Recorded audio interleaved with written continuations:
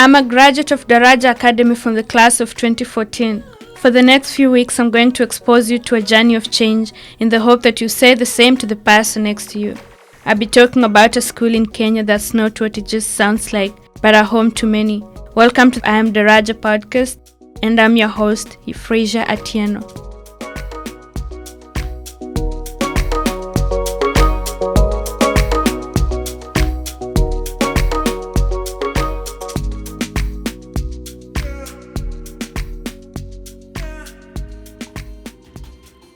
Today, we are meeting the girls of Daraja with a deep understanding of what and who makes one. As I mentioned in the previous episode, a girl becomes part of the Daraja family when they have the potential to become leaders and embrace change for the world. The institution has a unique way of getting a hold of such young, determined minds. The Daraja administrative team takes 3 weeks to travel around Kenya, interviewing applicants and meeting with organizations and schools to spread the word about Daraja and the importance of educating girls. Daraja receives hundreds of applications each year. After a thorough interview of the applications, finalists are invited to an in-person interview. A diverse student selection committee interviews the girls to discover those with powerful abilities for grassroots leadership levels. Top questions during the interviews include, what would you change about your community and why? And another question goes, what do you want to leave Daraja having known or learned?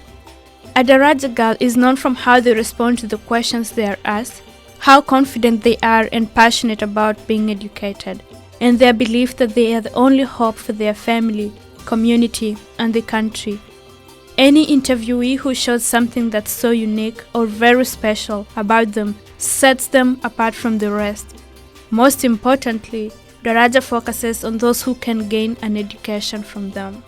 Selected students rank among the highest in their primary schools and whose financial status may hinder them from furthering their education. As part of the application process, a student submits their 8th grade national examination results. Accumulative primary school performance records are also considered during this decisive stage to identify the top scorers in their primary classes. Daraja evaluates the financial need of the student and their family, partnering with local non-governmental organizations and trusted community members such as principals, teachers and church leaders to work with the applicants help provide background information about each student. If the student is able to attend secondary school in any other way, that is, paying their own tuition, room and board, obtaining scholarship, etc., they do not meet the first of Daraja's most important criteria. Parents and guardians are also interviewed to assess the need. Much attention is paid to ensure Daraja has a diverse representation of girls from local communities, various regions of Kenya, as well as a cross-section of tribes and religious backgrounds. Currently, the Daraja student body represents 32 of the country's 42 tribes, with an inclusion of multiple religions. Daraja is currently able to offer scholarship to 1 out of 10 students interviewed. At this point, many girls walk away disappointed, not because they are incapable or they cannot make leaders, but because the opportunities are so limited to the number that the school can sustain. Sometimes, I think of it as gambling, where you invest all your hope but you may never be sure of the outcome. On my interview day, I was the last to arrive since I come from a distant town. I was so filled with hope and fear at the same time. I started imagining of what the other applicants had said during their interviews, how amazing and more competent they were. Even before the interview, I felt like there were smarter girls who had been into that boardroom. My energy levels were really low, bearing in mind that I had not received an admission letter to the school I desperately wanted. And again, it was the time of the year when new students are already enrolled and settled in school. It was all a dream to me until my selection was a reality. Since then, I started to believe that every person has their spot reserved just for them, no matter the situation. Sometimes, It's not about giving up. It's the power of our determination to end strongly.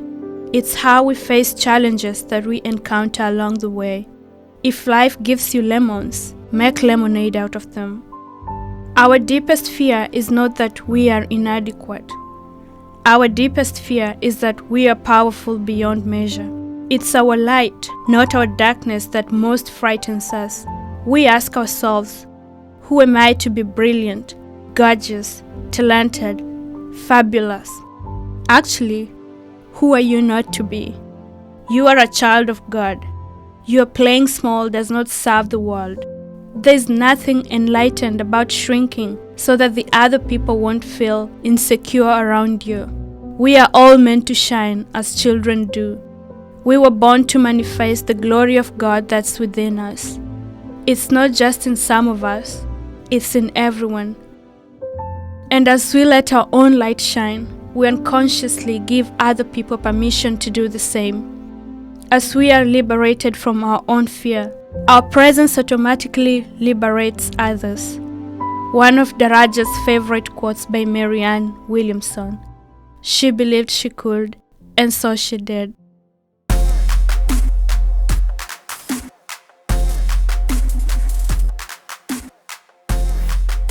Thank you so much for listening. Please stay tuned for next week's episode with more information about Daraja. Get to know who these girls are and what the future holds for them. Also, visit the Daraja website on darajaacademy.org and follow us on Facebook at Daraja Academy. Daraja means bridge, and I am Daraja.